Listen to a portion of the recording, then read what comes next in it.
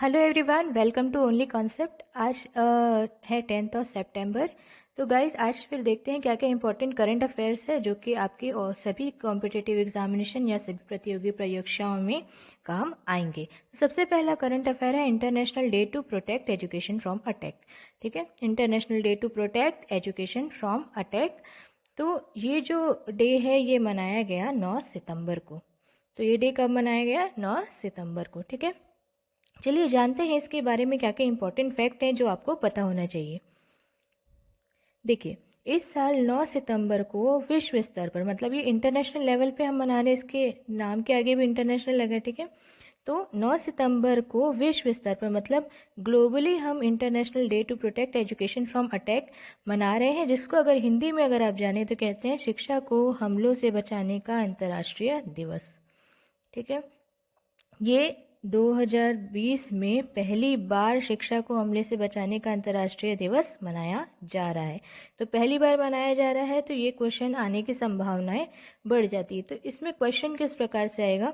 तो क्वेश्चन में आपको पूछ सकता है कि कौन सी तारीख को international day to protect education from attack या शिक्षा को हमले से बचाने का अंतर्राष्ट्रीय दिवस मनाया गया। तो ये मनाया गया 9 सितंबर को और पहली बार मनाया गया। चलिए देखते हैं और क्या क्या जानकारी इसके बारे में हमको होनी चाहिए।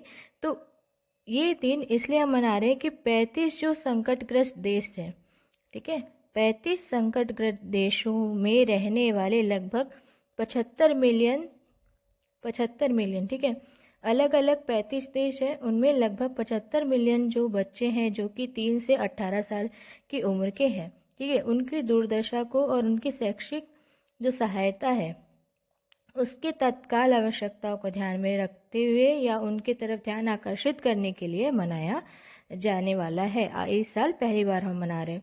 तो ये जो है, इसमें जो बच्चे होंगे उन पर जो निरंतर हिंसा के प्रभावों को और शिक्षा तक पहुंचने के लिए उनकी जो क्षमता है उस पर चिंता व्यक्त करता है कि देखिए, जैसे अगर कहीं पर कोई अटैक्स होते हैं या महामारी आती है, उस केस में सबसे ज़्यादा अगर कोई चीज़ अफेक्ट होती है वो है शिक्षा। जैसे कि आप सब जानते हैं अभी कोविड-19 का एरा चल रहा है और इस कोविड-19 के एरा में स्कूल कॉलेजेस सब बंद है।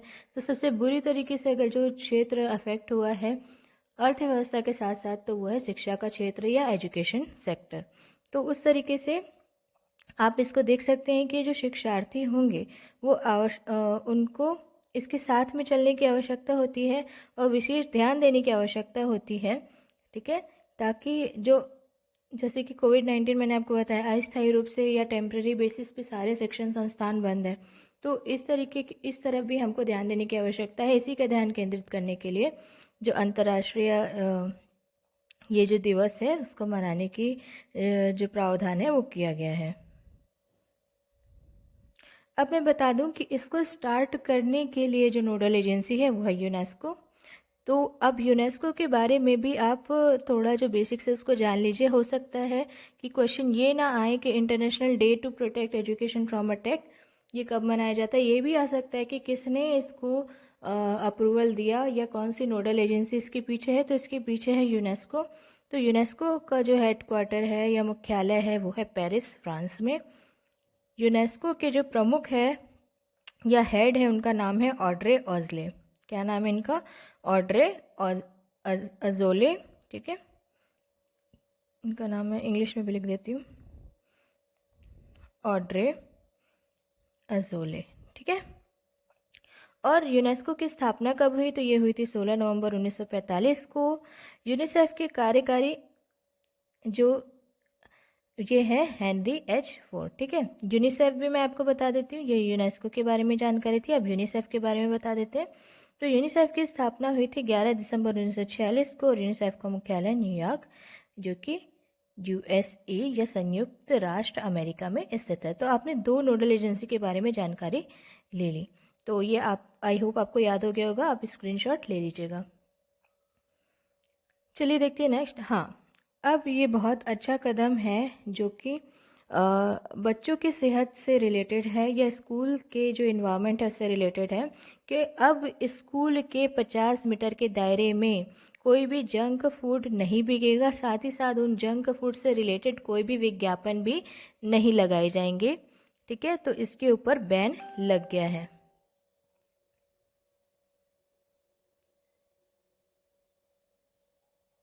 तो इसके ऊपर बैन लग गया है, ठीक है।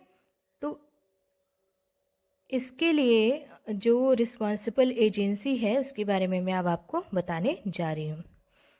देखिए, तो खाद्य नियामक जो FSSAI, food standard and security authority of India, ठीक है, इसके बारे में मैं डिटेल में आपको बताऊंगी कि ये कैसी है, क्या काम करती है।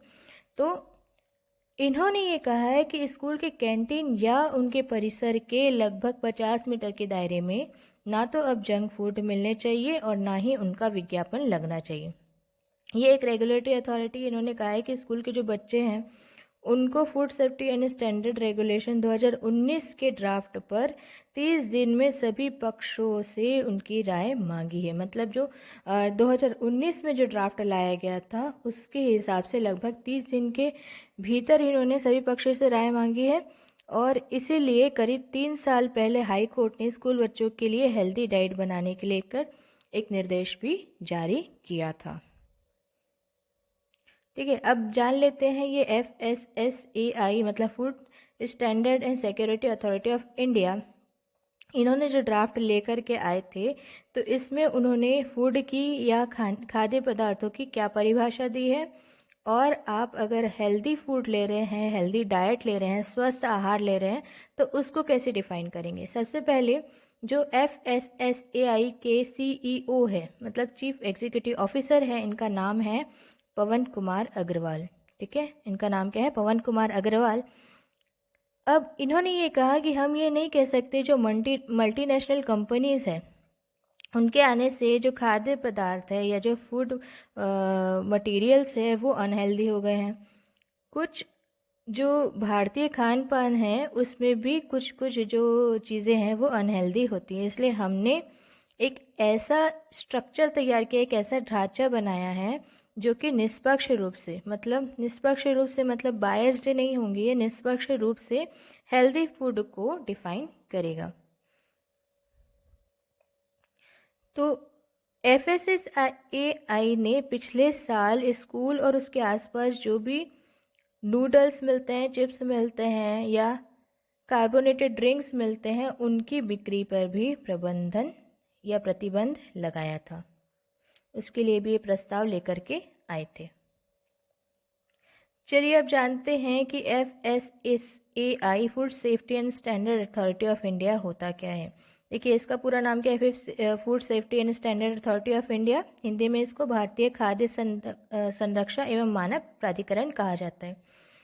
इसको खाद्य सुरक्षा एवं मानक अधिनियम, ठीक है, food security and standard act आया था 2006 में। ठीक है, फूड सिक्योरिटी एंड स्टैंडर्ड अधिनियम, food security and standard act आया था 2006 का, या अधिनियम आया था 2006। उसके अनुसार ही इसको प्रयोग में लाया गया था। देश में बिकने वाले जितने भी खाद्य पदार्थ है या फूड आइटम्स है उनकी शुद्धता या उनकी प्योरिटी को जांच करने के लिए ही FSSAI की स्थापना की गई थी। आई होप आपको ये समझ में आ गया होगा। चलिए देखते हैं next current affair. Mumbai airport ने अभी QR code based contactless check in की एक सुविधा मुहैया कराई है। मतलब मुंबई एयरपोर्ट में अगर आपको अब एंट्री लेनी है तो आप कॉन्टैक्टलेस चेक इन कर सकते हैं QR कोड के ज़रिए। आप सब जानते हैं QR कोड क्या है। अब आप सब तो न्यू एरा के हैं, सबको पता है कि टेक्निकल टर्म्स QR कोड्स क्या होते हैं, जो कि आप स्कैन कर सकते हैं और स्कैन के थ्रू आप क्या कर सकते हैं, एंट्री कर सकते हैं। अब मुंबई एयरपोर्ट ने ये QR code based technology passengers को प्रोवाइड करी है ताकि कॉन्टैक्टलेस चेक इन हो सके और एयरपोर्ट का जो एक्सपीरियंस है वो भी बेहतर हो सके। मुंबई इंटरनेशनल एयरपोर्ट लिमिटेड ने इसकी घोषणा की है। MIAL जहाँ भी टर्म आएगा उसका मतलब है Mumbai international airport limited, private company है। देखिए, मुंबई एयरपोर्ट पहला ऐसा भारत का एयरपोर्ट बना है जिसने ये फैसिलिटी शुरू की है। मतलब QR code based check in करवाने वाला पहला एयरपोर्ट भारत का बना है मुंबई एयरपोर्ट। तो मुंबई एयरपोर्ट ने टचलेस फीचर ऐड किया है चेक इन में। ठीक है, पैसेंजर्स अपने खुद के फ़ोन से क्यूआर कोड को स्कैन कर सकेंगे ताकि वो रिमोटली चेक इन कर सके और सरफेस कांटेक्ट कम हो सके उनकी जर्नी में। ठीक है, तो एयरपोर्ट ने कहा है कि ये टचलेस टेक्नोलॉजी सॉल्यूशन को अब जो है फुल कंप्लायंस के साथ सिविल एविएशन जो सिविल मतलब जो नागरिक जो भी एविएशन है, ठीक है, उड्डयन है, जो भी पैसेंजर इसके लिए रहेंगे उनके लिए काफ़ी अच्छी सुविधा ये होने वाली है। अब ये बहुत अच्छा एक पोर्टल है या प्लेटफॉर्म है जो कि अभी हरियाणा गवर्नमेंट ने लॉन्च किया है, व्हाट्सएप चैटबॉट। क्या है? व्हाट्सएप चैटबॉट, आपका मित्र एंड ऑनलाइन एडमिशन प्लेटफॉर्म। ये अंडर ग्रेजुएट कोर्सेज में एनरोल करने के लिए अब एक ऑनलाइन प्लेटफॉर्म है व्हाट्सएप के जरिए, व्हाट्सएप चैटबॉट। ठीक है, to provide assistant in online admission process. अब देखिए, सितंबर 7 को जो चीफ मिनिस्टर ऑफिस है हरियाणा की और यहाँ के चीफ मिनिस्टर है मिस्टर मनोहर लाल खट्टर, उन्होंने एक यूनिक इनिशिएटिव लिया है जिसका नाम है आपका मित्र, जो कि एक व्हाट्सएप चैटबॉट है। ये स्टूडेंट्स के लिए है। ये एक ऐसा इनिशिएटिव है जिसमें एडमिशन से रिलेटेड जो भी क्वेरीज होंगी स्टूडेंट की वो व्हाट्सएप के ज़रिए सॉल्व हो जाएंगी। करेंटली इसको ध्यान में रखा गया है कि सेफ्टी भी स्टूडेंट की ध्यान में रहे पेंडेमिक की सिचुएशन में या महामारी के सिचुएशन में।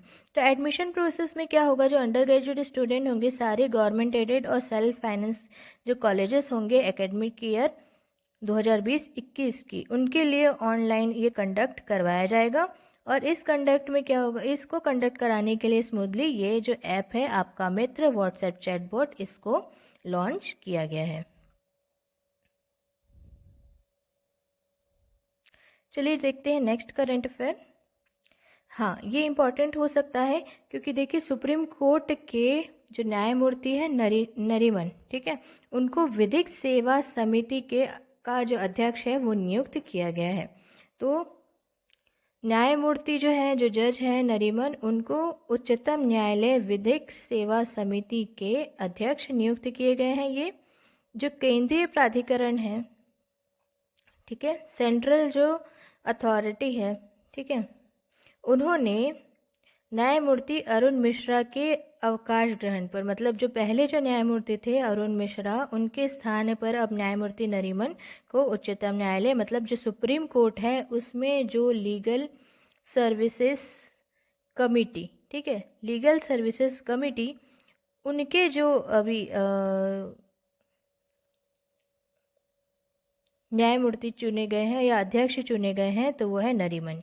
ठीक है, न्यायमूर्ति नरीमन इनको चुना गया है। न्यायमूर्ति अरुण मिश्रा ने पिछले साल नवंबर में यह पद संभाला था, मतलब 1 साल का ये होता है। और